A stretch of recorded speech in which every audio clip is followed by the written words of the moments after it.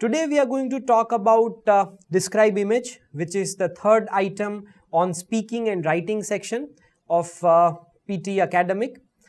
This is a very important question pattern because unlike other item types where the score gets divided between a couple of skills, on Describe Image the entire score would go towards your speaking skill. So if you are looking to improve your speaking score, if you're stuck at speaking, maybe you want 65 but you're stuck at a meager 50 or a 55, then this is the first pattern that you should attack because the entire score would be counted towards your speaking section. So in this video, I'm going to show you some of the best strategies that you can employ in order to get maximum score on Describe Image. We are also going to see the format. We are going to see what you need to do, what you don't need to do, what you should be careful about, what you should remember about this pattern. So let's get on with it. Let's see what this question type is all about. In this task, as you can see, you will be shown 6 to 7 different images. Now these images could include a horizontal bar graph, a vertical bar graph, a line graph, a pie chart. It could be a Venn diagram, a process diagram, flow chart, life cycle. It could be map of some country or a flag of some country, or it could be just another random image. However, the most common question types still remain bar graphs, line graphs, pie charts and maps. This is how the actual question screen would look like. You see that you will be given 25 seconds to have a good look at the image and understand the important points about that image, and then in the next 40 seconds you are supposed to provide a response. So you don't have to worry because this image will still be there after 25 seconds. A lot of people fear that after 25 seconds the image will go away, but that's not going to happen. The image will still be there. You will get those 25 additional seconds to mentally get into that zone, to note down the important points about the image so that you can attempt this particular item in the best possible manner. As you can see that there's a status box which shows beginning in 25 seconds. That's the current status. When it changes to recording, you are expected to start your answer. Just make sure that like in other question patterns that we just saw on speaking, if you do not speak for 3 seconds, then the audio recorder will automatically stop. So make sure that if you pause in between, or if you are running short of ideas, you're not getting thoughts, you're not able to organize them, just use some fillers. Let's say you could just say that additionally I can say that this image is about, or you could say moreover I can see that in this image, etc., etc. So these could be the fillers that could be used. Make sure you do not pause for more than 3 seconds. Okay, so now let's see on which parameters is the scoring based and what is the weightage of each parameter. Again, like it is the case with most question types on speaking section, there are these 3 parameters that are very important. One is content, which carries 5 points for Describe Image. The other one is pronunciation, which again carries 5 points, and fluency, which carries 5 points. So overall it is a 15-point task. Per question you have the opportunity to get these 15 points.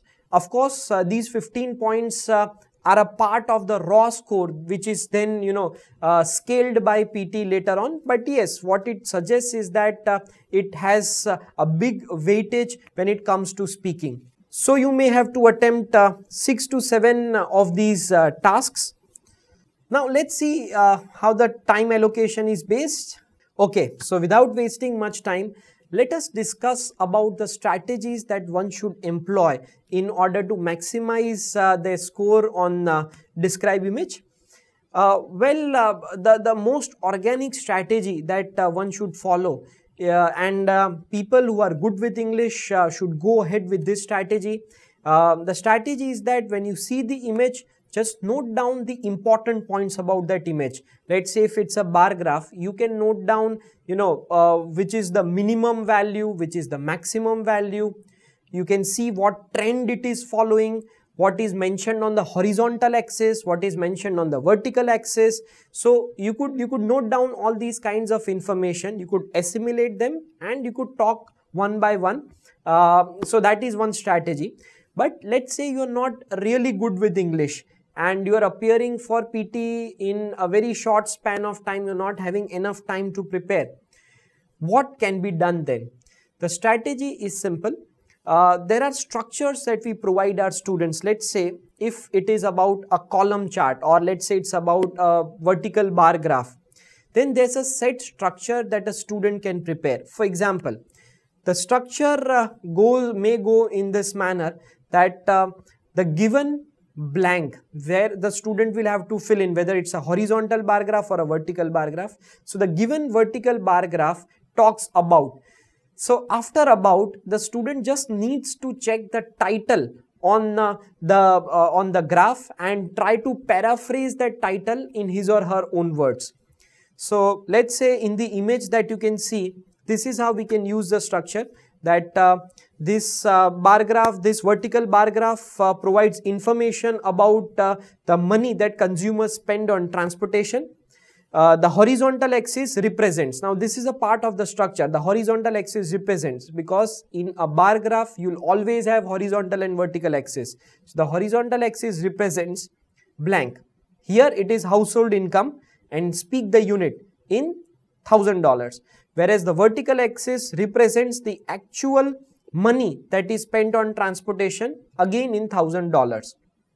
It can be seen that the minimum expenditure on transportation is by families whose household income is between $5,000 to $10,000 and the expenditure is around $1,800. Whereas the highest expenditure is by families who are earning more than $50,000 and this expenditure is $10,400. In conclusion, from the facts and figures stated in this particular vertical bar graph, it is clear that as the household income goes on increasing, the money spent on transportation also increases simultaneously. So now this would have given you a fair idea as to how we can prepare the structures in advance and how those structures can be deployed, and it could actually aid you in a brain fade moment. Let's say you are attempting a task and sometimes it so happens that your brain goes blank. It's a brain fade. What to do then? If you have prepared these structures, then it could be used as a backup plan. If you have nothing to speak, you can start speaking in the structural format as well. So that is one of the strategies we recommend. The second strategy that I would recommend is that from what I've seen so far, and I've got a lot of students to do this, I've gone myself and appeared for the test multiple times, and this is what I've realized, that if you want to score good on this task, one of the mandatory requirements is that you have to keep speaking with as little pauses as possible. You see the image, whatever you can speak about the image, let's see, even if it is about the color of the image, you can say that. But do not stop, and make your content as relevant as possible, because if you stop in between, then you will lose points on fluency. And if whatever you say is not relevant to the content of the passage, then you lose points over there. And let me remind you, if you get a 0 on the content, you get 0 on all the other parameters, irrespective of how good the pronunciation was or how good the fluency was. So just try to speak whatever you can. Just see the image, whatever description you can provide, whatever numbers you can throw, just do it. But make sure you speak for a good 35 to 40 seconds. So for all those students who are not following the structure, who are good with English, who are confident about their skills, I would break down my approach into 3 points. The first point is that you should make a general statement about the image. So what this image is about, or maybe the purpose of this image, there should be some sort of a general statement at the beginning. The part B that you can see should incorporate the main points or the details given in that graph or flow chart, whatever image is there in front of you. So make sure that you add these details, minimum, maximum, or maybe some fluctuations that you can see over there. So add those details with values as far as possible.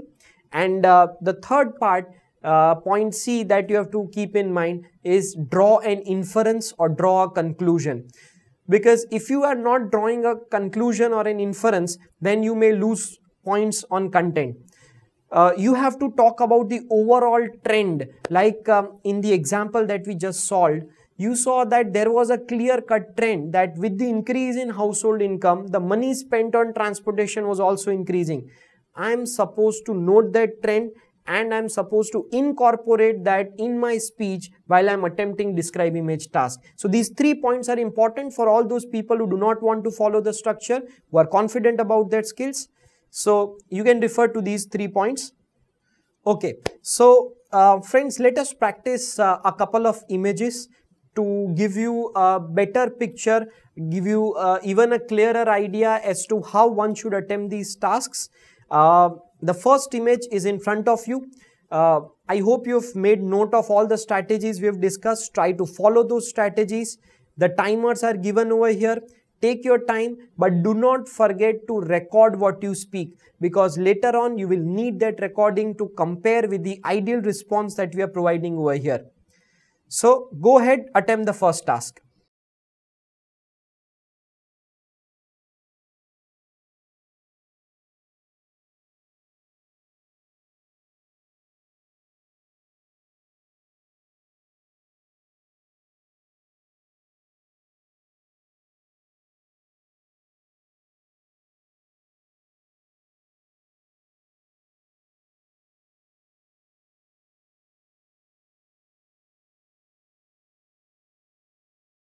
So now you realize that the given image is of a Venn diagram. We are going to basically follow the 3-point approach that I mentioned in the video.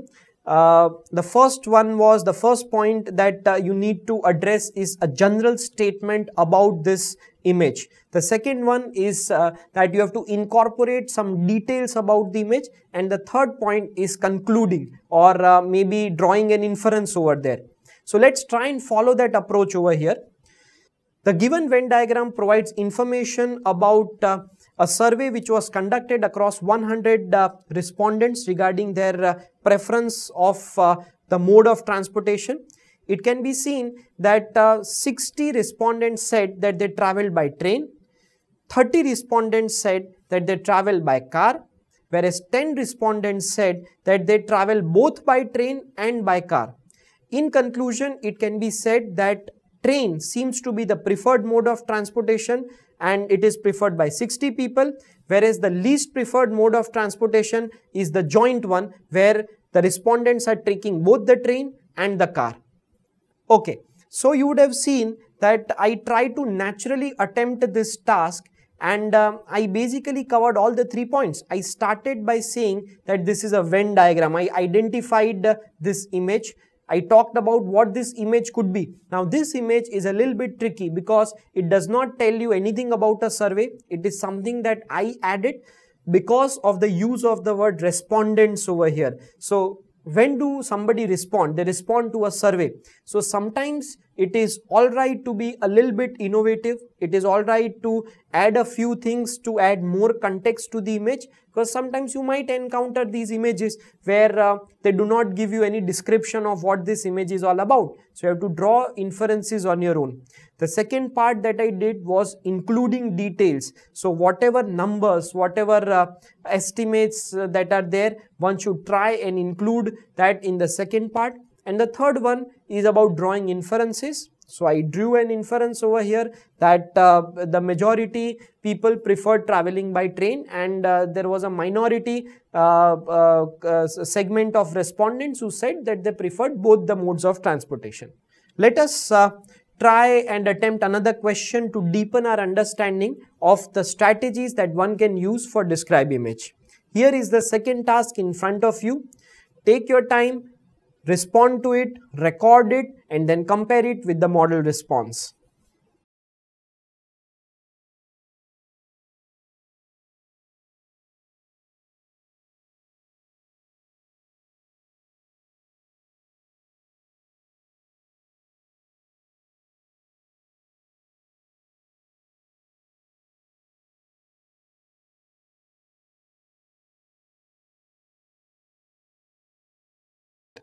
Okay, so let us see the model answer to this question.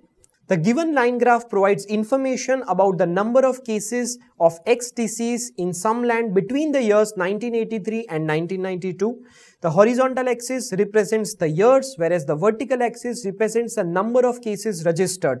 It can be seen that in the year 1983, there were 100 cases registered, and up to 1987, it kept on fluctuating a bit, and then it hit its peak in 1989 with 400 cases registered. But it seems that due to some eradication efforts, later on in the next 3 years, this number nosedived to 0, which means this disease seems to be eradicated in some land.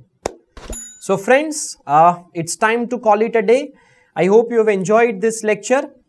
Hoping to see you soon. Thank you.